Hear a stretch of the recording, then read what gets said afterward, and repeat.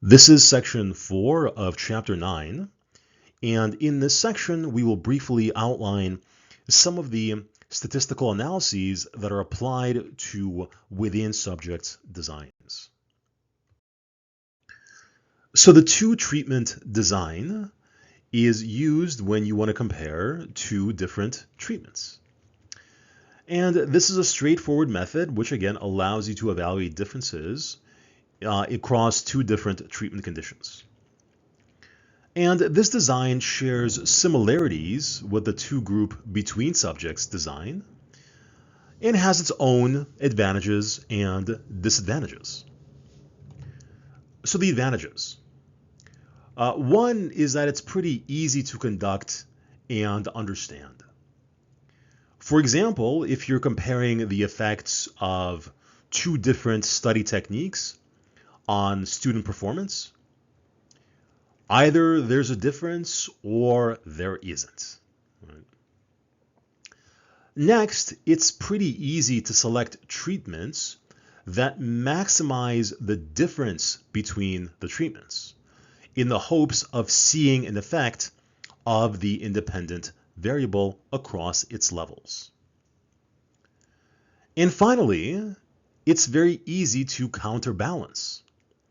With two treatment conditions, there are only two possible sequences, allowing you to use complete counterbalancing as opposed to partial counterbalancing. Now the disadvantages. So as we talked about in the between subject two treatment design, you only have 2 points of comparison, which often is not enough to reveal the nature of the relationship between your variables. And finally, in terms of the analysis, you would use what is called a repeated measures t-test, which can tell you if the differences between your two groups are unlikely to have occurred by chance. And we'll talk more about this in the chapter on statistics. So multiple treatment designs involve comparisons across multiple groups and are typically analyzed using what is called a repeated measures single factor ANOVA.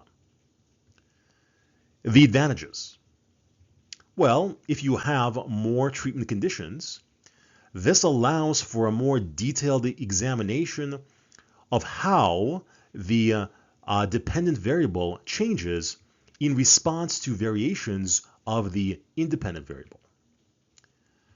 And if you can show that the dependent variable changes consistently with the independent variable across multiple conditions, this strengthens the evidence of a causal relationship between the independent and the dependent variable.